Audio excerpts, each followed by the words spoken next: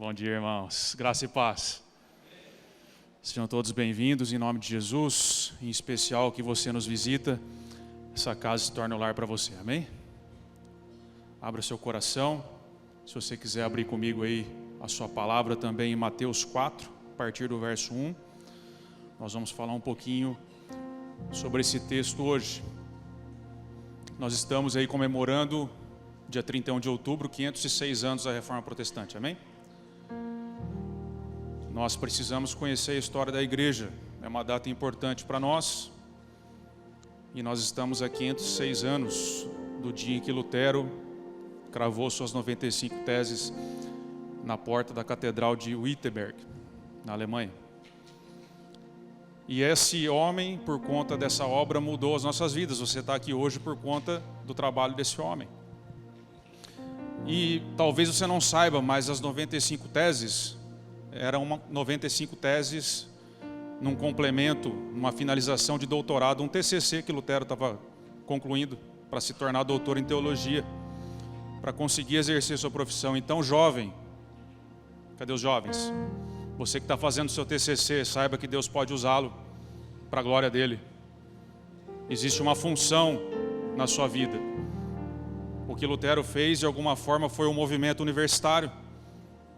Um simples jovem se formando, concluindo o seu curso, Deus usou para reformar toda a igreja. Amém? Há 506 anos da reforma, nós precisamos compreender o seguinte: que o Evangelho não pertence a Roma, e o Evangelho também não pertence à igreja protestante. O Evangelho é de Deus. O Evangelho pertence ao Senhor. O Evangelho pertence e está aonde ele for pregado fielmente. Esteja onde ele estiver. Amém? Essa é a nossa conclusão. E das 95 teses de Lutero, sobraram 5 princípios, os 5 solas, que norteiam a comunidade Amor e Graça e norteiam também boa parte do meio protestante. Se você quer se aprofundar nesse tema, eu dou uma dica de leitura. Está lá no app da comunidade. Kevin Van Hooser, Autoridade Bíblica Pós-Reforma. Os 5 solas são muito importantes para nós. Somente fé, somente Cristo, somente a graça, somente a Escritura e somente a Deus toda a glória. 5 princípios que balizam todas as pregações dessa casa e todo o ensino dessa casa. Hoje nós vamos ficar no somente a Escritura.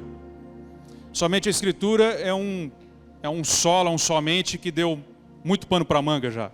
Mas, basicamente, na sua origem, ele queria dizer o seguinte: que o cristão só deve a obediência exclusivamente às Escrituras. Não existe nenhum outro tipo de ensino, de autoridade maior ou que esteja ao lado da Bíblia, da Palavra de Deus. Esse sola diz que a Bíblia tem autoridade divina. É o único livro do qual devemos obediência cegamente, irrestritamente, incondicionalmente. Não existe outro ensino ou livro que nós devamos obediência a não ser a Escritura. É isso que nos ensina. E esse princípio de usar a Escritura para nos nortear e obedecer, nós vamos ver aí em Mateus 4, o dia em que nosso Senhor venceu Satanás por meio da Escritura. Se você reparar, Jesus dá 3 respostas ao diabo quando ele é tentado no deserto com base em Deuteronômio. Jesus diz por 3 vezes: está escrito, está escrito, está escrito, também está escrito. Jesus responde ao seu adversário com base na palavra de Deus. Não com base em outra coisa, mas com base na palavra. A palavra é apta a exortar, a instruir em toda justiça, e ela é uma espada capaz de nos defender de todo ataque maligno, de todo plano satânico contra as nossas vidas, de tudo que visa nos destruir. Assim nos ensina o nosso Senhor quando enfrentou o próprio diabo no deserto. Amém? Nós vamos ver então como Jesus nos ensina esse princípio de usarmos a palavra em nossa defesa. Abra comigo aí, vamos começar Mateus 4, a partir do verso 1.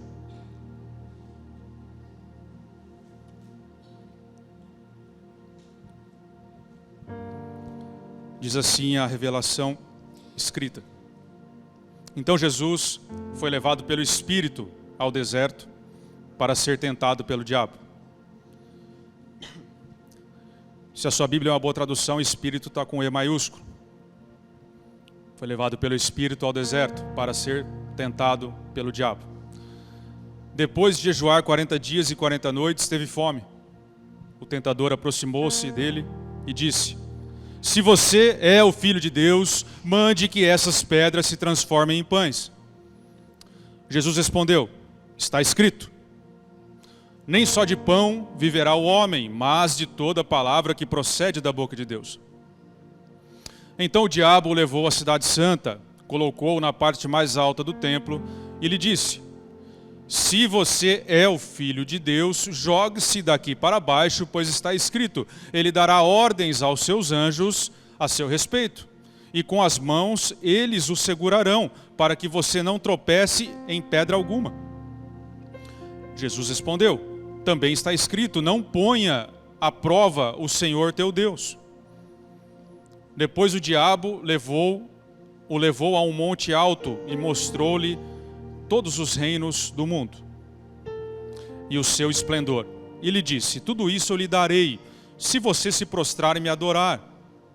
Jesus lhe disse: retire-se, Satanás, porque está escrito, adore ao Senhor o seu Deus, e só a Ele preste culto. Então o diabo o deixou, e os anjos vieram e o serviram. Até aqui.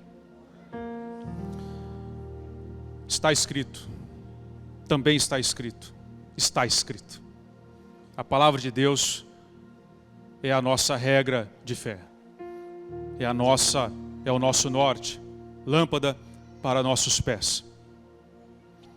Ela é competente e poderosa para afastar tudo o que é contrário às nossas vidas. O diabo, ele propõe alguns desafios a Jesus, né? É um texto impressionante porque você tem um confronto direto entre o mal, aquele que promove o mal, e o nosso Senhor. Num deserto escaldante, no 40º dia de jejum que Jesus estava fazendo, você tem ali um confronto épico, em que o diabo luta para ganhar a alma do nosso Senhor. Assim como Ele luta conosco, o inimigo das nossas almas, aquele que anda ao nosso derredor, bramando, rugindo como um leão, esperando alguma oportunidade para nos peneirar, para nos triturar, assim como fez com Jesus. A antiga serpente estava ali mais uma vez, fazendo propostas indecentes. Fez propostas indecentes ao primeiro Adão no Éden. Fez propostas indecentes ao último Adão ali naquele deserto. Com a diferença que o nosso Senhor não caiu na armadilha. Porque Ele é o Adão perfeito, o homem perfeito. Vamos aprender com o nosso Senhor então. O diabo faz a primeira proposta, dizendo: se você é filho de Deus, então mande que essas pedras se transformem em pães. E Jesus responde: está escrito, nem só de pão vive o homem, mas de toda palavra que procede da boca de Deus. Aparentemente o que está por trás aqui da proposta do diabo é o seguinte: olha, se você é o filho de Deus, transforma essas pedras em pães agora, Jesus, porque não faz o menor sentido o que está acontecendo. Veja bem, Jesus, se Deus pode fazer qualquer coisa, Ele é todo poderoso, certo? Ele é onipotente. E se Deus é amor, como você tem falado, como os profetas têm falado, se Ele é amor, então não faz o menor sentido que um filho de Deus passe fome no deserto. Não faz sentido. Qual que é o propósito disso? Que tipo de pai é o seu que te larga no deserto, em outro texto diz, junto com as feras do campo, e exposto a perigos, e passando fome e necessidade em meio ao deserto, desprotegido, completamente desprotegido? Não faz o menor sentido, é incompatível isso com o amor de Deus. Se você é filho, está com fome, está com sede, E se Deus é amor, então transforma essas pedras em pães. Satisfaça a sua necessidade agora, Jesus. Se Deus te ama, satisfaça, porque tem poder disponível. E Deus é amor, e Deus quer isso. Essa é a proposta de Satanás. Parece com algumas teologias que nós vemos hoje ou não parece? Que Deus precisa nos satisfazer a todo momento, no momento, antes de nós acabarmos de dizer um amém, tudo precisa estar ao nosso favor. Vocês sabem o nome das teologias por aí, não precisa eu falar. E Jesus traz o debate para o local correto. Ele desarma a armadilha de Satanás. E ele responde com base na Escritura, somente a Escritura. Nem só de pão vive o homem, mas de toda a palavra que procede da boca de Deus. Você está me mandando transformar essas pedras em pães, mas nem só de pão vive o homem.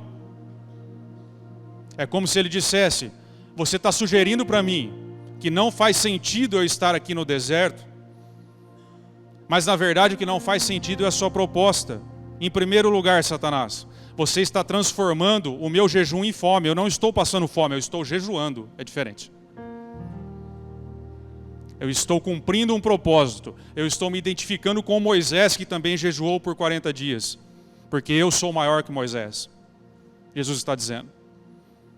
Eu estou aqui representando os 40 anos no deserto de desobediência, em que o filho de Deus, entre aspas, Israel, o filho mais velho, desobedeceu no deserto. Eu estou obedecendo. Porque eu sou o filho mais velho, obediente, que faz toda a vontade do Pai. Você diz que eu estou passando fome, eu estou cumprindo um propósito. Em segundo lugar, Satanás, eu estou dentro da vontade de Deus. Você quer colocar como se isso fosse um acaso, como se isso fosse uma tragédia, mas na primeira linha do texto que lemos, quem conduziu Jesus ao deserto? O Espírito.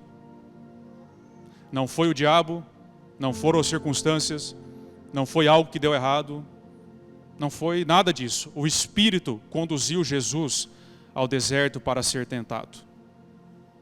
Então ele está dizendo, olha, nem todo deserto para onde somos levados é obra do diabo, ou é obra do acaso. O Espírito o conduziu até lá. Eu estou debaixo da vontade de Deus. Eu estou debaixo do propósito de Deus. Por isso a sua proposta não faz sentido. E em terceiro lugar, Satanás, se eu atendesse, se eu aceitasse o seu desafio, seria o mesmo que trocar o que é eterno pelo que é passageiro. Seria o mesmo que trocar o pão do céu pelo pão da terra. Trocar o direito de filho por um prato de lentilhas. Seria isso. Por isso a sua proposta não faz o menor sentido. E Jesus não cai na conversa da serpente. É como se ele respondesse, olha, eu aceito esse desafio, eu provo algo para quem não interessa, e 5 minutos depois de comer o pão, eu tenho fome de novo. Faz algum sentido eu trocar o pão do céu pelo pão da terra? Faz algum sentido eu trocar o propósito eterno por uma satisfação, uma necessidade imediata da terra? Não faz sentido o que você está propondo, Satanás. Está escrito, nem só de pão vive o homem, mas de toda a palavra que procede da boca de Deus. Mais cedo ou mais tarde, você e eu, você se verá diante da proposta indecente de Satanás para trocar o que é eterno pelo que é passageiro. Você se verá diante da proposta indecente de ligar o deserto que você está passando à ausência do amor de Deus e de propósito de Deus. Satanás tentará te convencer que o que você passa não tem o menor sentido. Que se você está passando a dificuldade que você passa é porque Deus não te ama. Mas cedo ou mais tarde nos veremos também de frente a esse desafio. Mais cedo ou mais tarde você se verá tentado a trocar sua obediência, que gera frutos eternos, por prazeres passageiros e temporários. Mais cedo ou mais tarde você será tentado a jogar o seu ministério fora, por motivos particulares, por questões internas, a trocar o caminho estreito pelos manjares da Babilônia, a trocar o poder do Espírito por estratégias humanas, a trocar o céu pela terra, a satisfazer a sua necessidade imediata em sacrifício da necessidade eterna. E sabe o que é pior? Você será tentado a jogar a culpa em Deus. Isso é o pior. Você será tentado a colocar toda a culpa no teu próprio Deus. Você vai dizer: ah, Deus, mas eu queria tanto. Eu tinha tanta vontade. Todo mundo fez. Então eu transformei essas pedras em pães.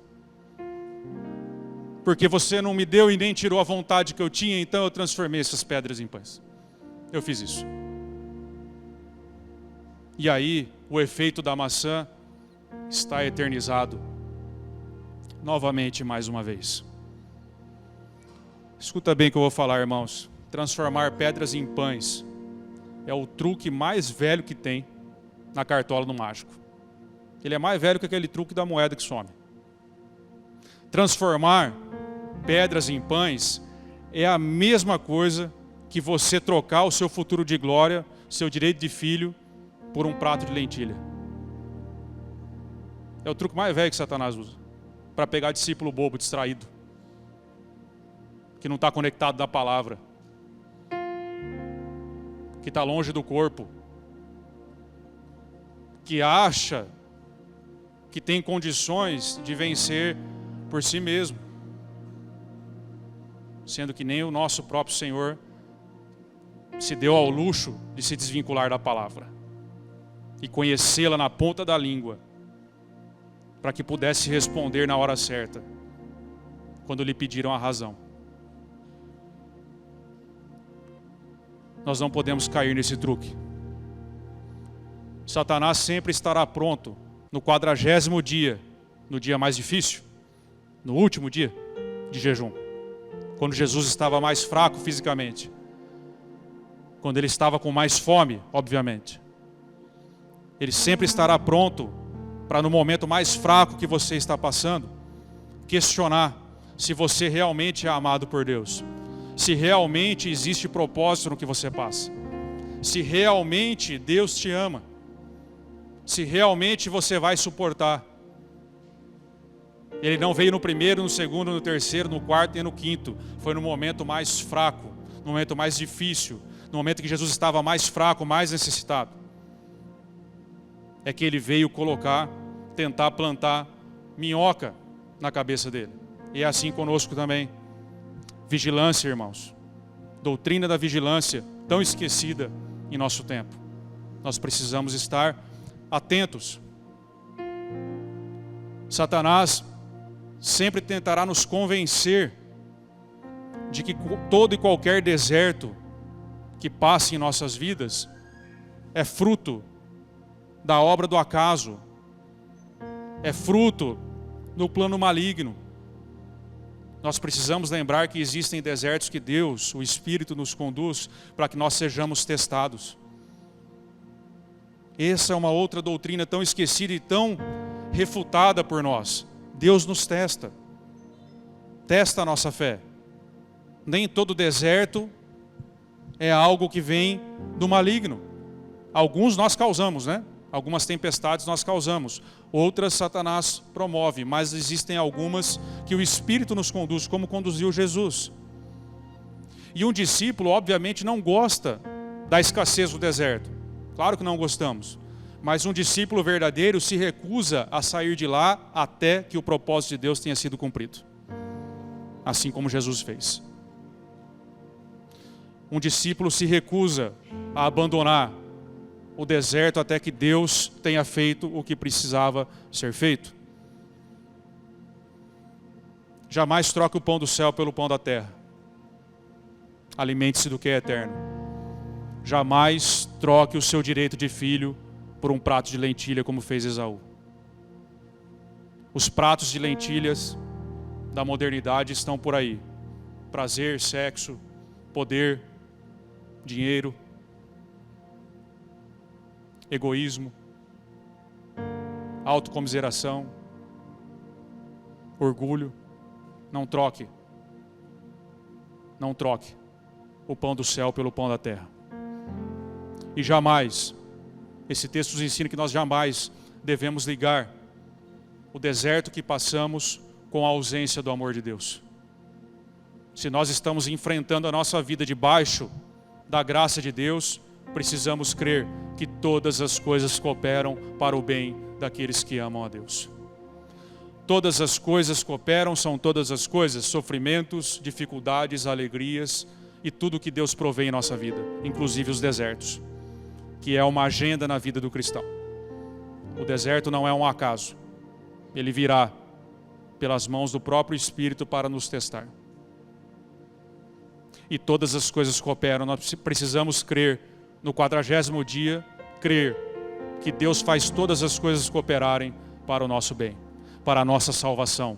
A melhor tradução aqui, o melhor entendimento do texto é para a nossa salvação. Não para o nosso bem-estar, para a nossa salvação final. É assim que Deus vai nos conduzindo até aquele grande dia. Amém? Segundo ponto aí, se você quiser acompanhar, Mateus 4, a partir do verso 5.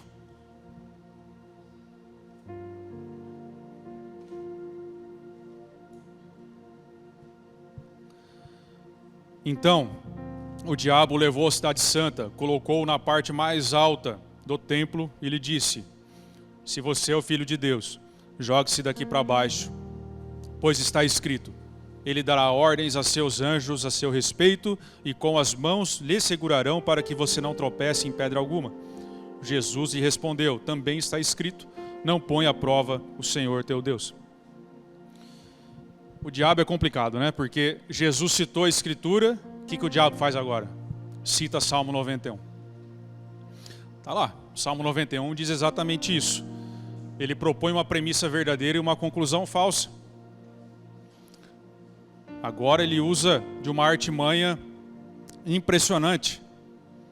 É como se ele dissesse: olha, está escrito aqui que você pode pular, você pode fazer qualquer coisa, e que Deus vai te proteger, Deus vai te guardar. Se você é filho de Deus, então quer dizer que você pode fazer o que você quiser. Deus, está escrito, Deus prometeu, Deus não mente. Ele vai te guardar em todos os seus caminhos. Então pula daqui e tudo vai dar certo.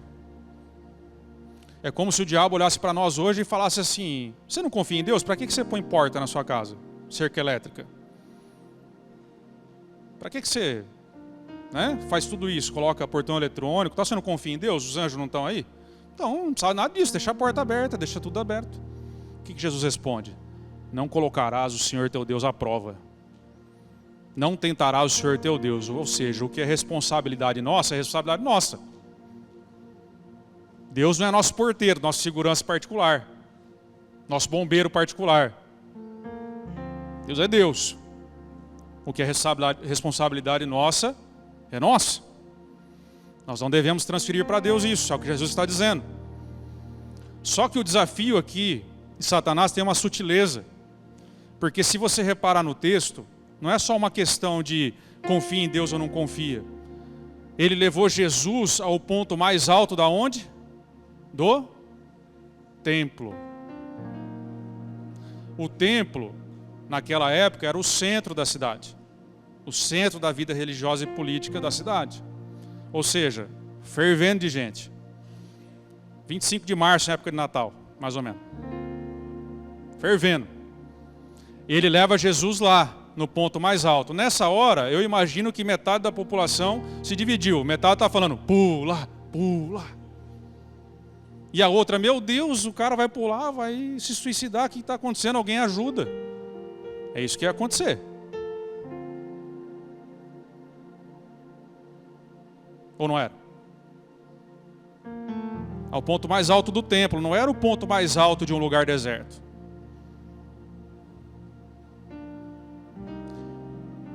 E aí o diabo propõe o seguinte: Jesus, é muito simples. Você vai pular daqui. Está escrito que os anjos vão rasgar os céus. E no meio do sinédrio, eles te colocarão. Você não vai se machucar. O que vocês acham que ia acontecer se os judeus vissem uma cena dessa? O Messias chegou. O rei chegou. É isso que ia acontecer, ele seria aclamado. O rei. O que o diabo está propondo? Um reinado sem cruz. Jesus, é uma loucura você dizer que é filho de Deus e o teu pai, que você diz que te ama tanto, te mandar para a cruz para você reinar. Vai pelo caminho que eu estou propondo, que você vai reinar sem cruz. É muito mais fácil e é bíblico. Está escrito. Salmo 91. Olha que plano maravilhoso que eu estou te propondo. Pula daqui e você dá um drible na cruz. Não precisa. Não precisa passar por lá. Eu e você sempre seremos tentados a viver uma vida cristã sem cruz. A viver o evangelho sem cruz. Nós seremos tentados diante da dificuldade quando nós nos virmos diante de nós mesmos. No que temos que morrer. No que nós temos que morrer para nós. Nós nos veremos tentados a dar ordens ao invés de morrermos. A expulsar os demônios ao invés de morrermos. Espírito de adultério, de prostituição, sai em nome de Jesus. Aqui, ó. Toma vergonha. Toma vergonha. Capaz de expulsar o demônio e sair o cara. E o demônio fala, rapaz, que alívio. Nós seremos tentados a viver uma vida cristã de poder, explosões, transformando pedras em pães, sem cruz, sem morrermos para nós mesmos, sem morrermos para o velho homem, para que o novo ressuscite. E não existe ressurreição sem morte. Não tem como você ressuscitar se você não morrer antes. Não tem como você seguir o Mestre se você não estiver disposto a carregar a própria cruz. Aquele que quiser me seguir, negue-se a si mesmo, tome cada dia a sua própria cruz e venha após mim. Aquele que não renunciar a tudo, não pode ser meu discípulo. Não pode, não tem condições. Aquele que não estiver disposto a seguir o caminho da verdadeira espiritualidade, que é morte e ressurreição, não tem condições de seguir o Mestre. Uma hora ou outra vai negá-lo. Uma hora ou outra vai aceitar a proposta de Satanás.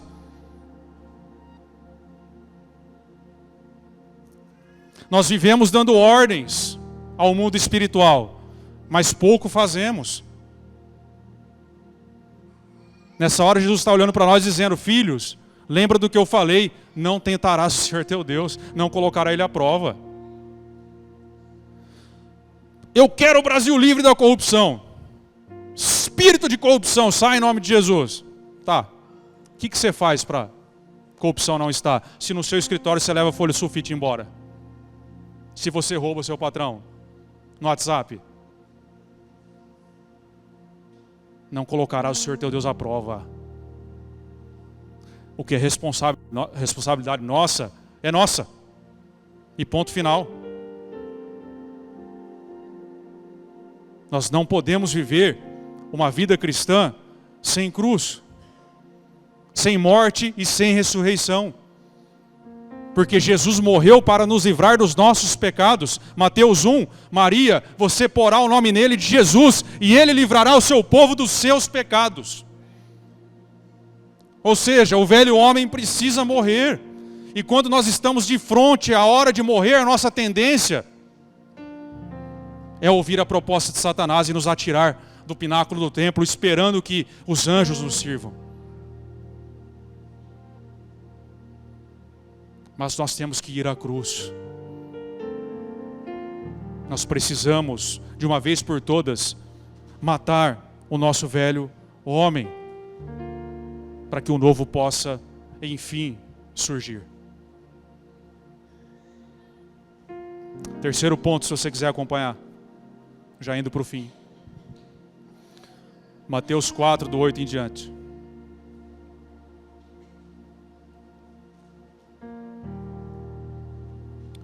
Depois o diabo o levou a um monte muito alto e mostrou-lhe todos os reinos do mundo e o seu esplendor.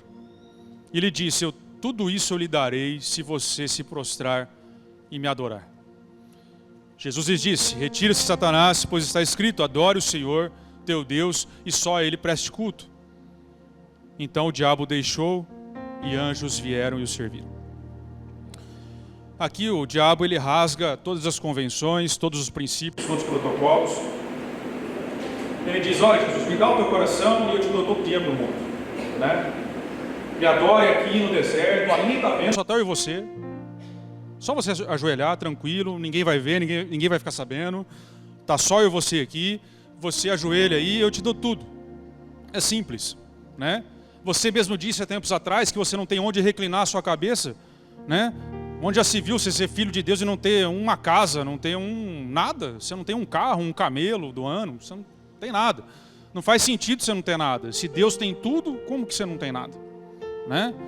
É muito ruim isso, não tem nada a ver. Então basta você me adorar e eu vou te dar tudo. Tudo é teu. Tudo. Todos os reinos do mundo, né? Você vai ter tudo isso. O que Satanás está tentando convencer Jesus? Que ele é um Deus melhor. Porque o Deus de Jesus estava mandando ele para a cruz e ele não tinha nada e estava passando fome no deserto, né? Olha o jeito que Deus trata os seus filhos. É jejuns, né? Perigos, cruz, né? E tantas dificuldades.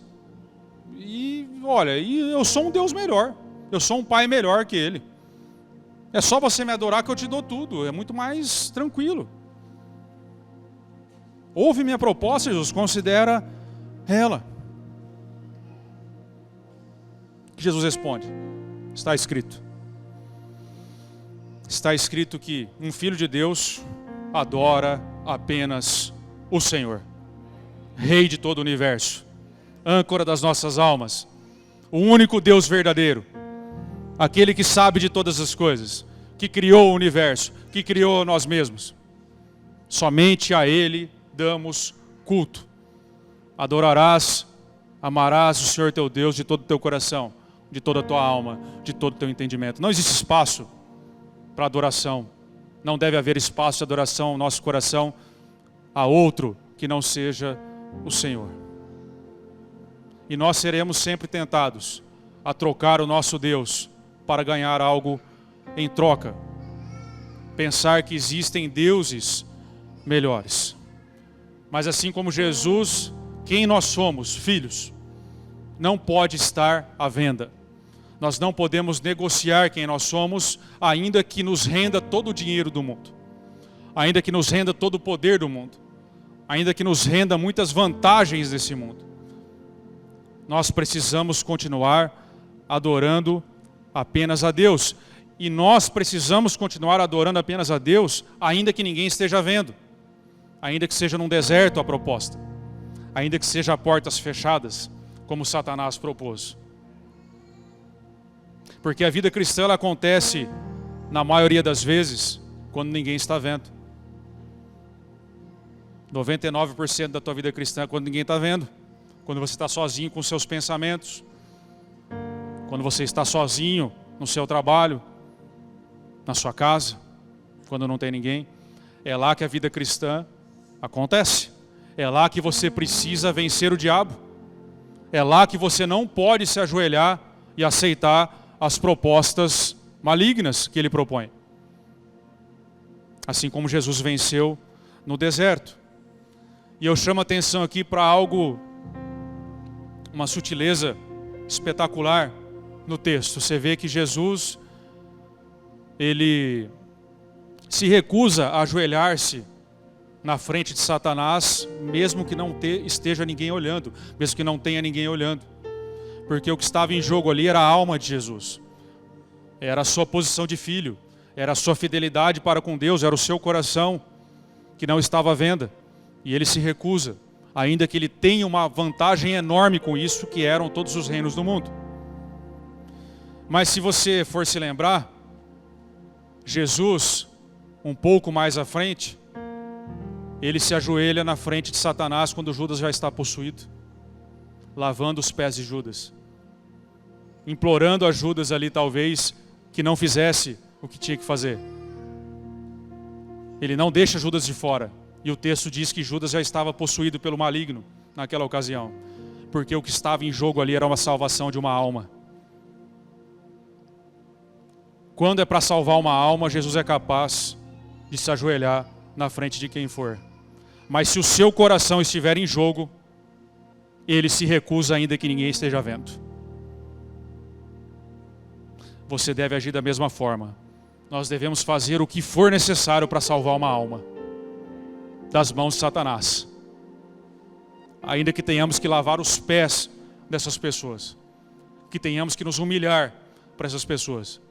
Mas quando a tua alma estiver em jogo, você deve permanecer em pé e dizer: retira-te daqui, Satanás, porque está escrito: somente ao teu Deus eu adoro, somente ao teu Deus presto culto, somente a meu Deus é quem eu devo obediência e me ajoelho. Essa é a nossa postura. Ministério de música, por favor. Diz assim para concluir: então o diabo o deixou e os anjos vieram e o serviram. No final das contas, irmãos, vocês vão precisar escolher, e eu também. Ministério de música, por favor, pode subir. No final das contas, você vai ter que escolher a quem você serve. Qual tipo de anjo você quer ser servido também, você vai precisar escolher. Se você quer ser servido por Lúcifer, ou se você quer ser servido pelos anjos de Deus, porque no final das contas, Jesus foi servido pelos anjos. Depois de ter suportado a tentação, ele foi servido pelos anjos de Deus. Você não pode, nessa caminhada, ficar sem escolher por quem você deseja ser servido.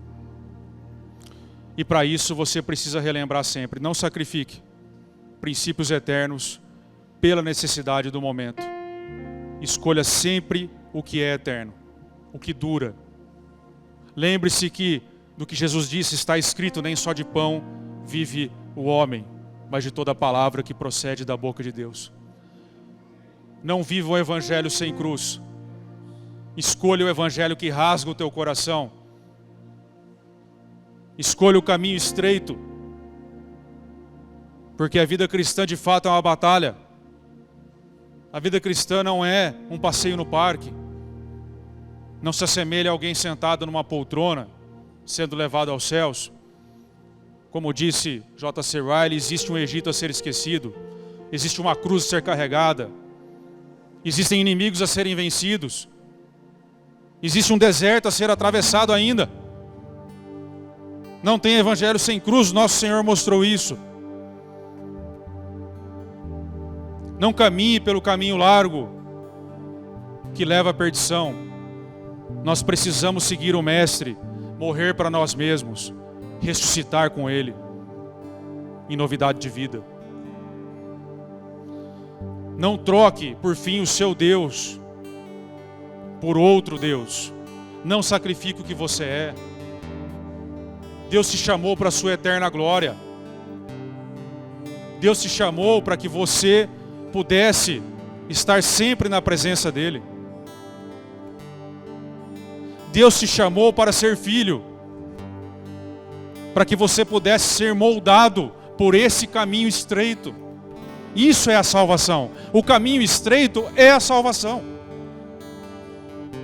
A morte do eu e o ressurgir do novo homem é a salvação. Porque nós precisamos ser salvos de nós mesmos. Nós precisamos morrer para nós mesmos. Não existe salvação sem morte de nós mesmos, sem o ressurgir de nós mesmos. Não existe. Essa é a salvação. Não troque o que você é, ainda que seja difícil. Confie no caminho estreito que Deus está te conduzindo, porque você não será esmagado para sempre, porque Ele foi esmagado para que você não seja. Um dia estaremos na mesa do Rei. Um dia Ele enxugará dos nossos olhos toda lágrima. E esse dia é em breve. É em breve. Nossa vida é curta. Obedeça ao seu Deus, não troque Ele. Conheça a sua palavra. Somente a Escritura. Somente a Escritura tem poder para nos livrar de todo mal, eternamente. Amém?